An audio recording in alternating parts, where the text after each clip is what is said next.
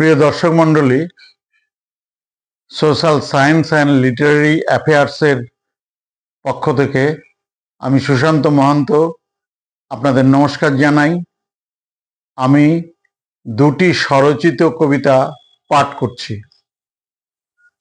প্রথম যে কবিতাটি পাঠ করব তার নাম এখন কবিতা।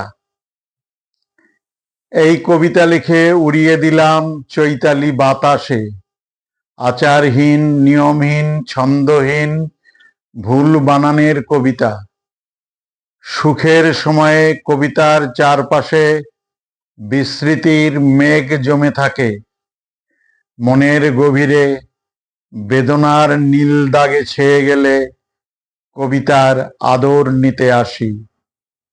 এই হেয়ালির মানে অধরা হলে কোনো দায় নেই তাতে। এখনো আলো আধারির ঢঙে চলটুকু টিকে আছে। রোদ্দুরের মতো না হলেও একান্ত নিজের মতো তাৎক্ষণিক কল্পরূপ জন্ম নেয় কাতারে কাতারে। অবশেষে একদিন আমিও কি সেসবের মানে বুঝি? সেসব অর্থহীন অর্থপূর্ণ শব্দের খেলা প্রাণের আরাম দিয়ে যায়। আমার কবিতা অনাথবৎ নয়, কাছাকাছি থেকে তারে নাথবতী রাখি। অকারণ আদর খেতে অনাহুত নিমন্ত্রণে পাঠাবো না তাকে। এখন খেলা ঘরে স্বেচ্ছা নির্বাসনে এইসব খেলা খেলে দিন কেটে যায়। এখন দ্বিতীয় কবিতা, এখন যেমন। ভালোবেসে ভালো আছি কাঠফাটা রোদে, এ যেন এক শীতল ছায়ার জীবন যাপন।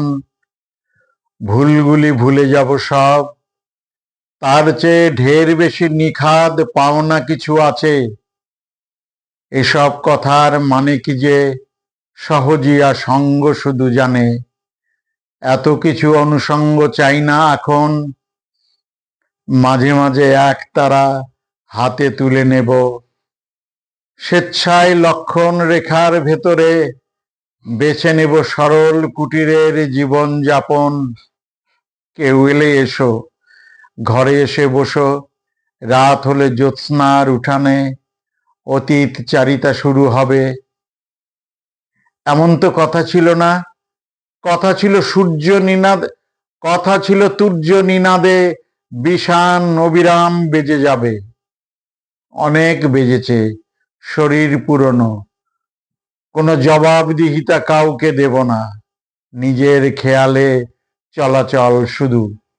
নমস্কার, এখানেই শেষ করছি।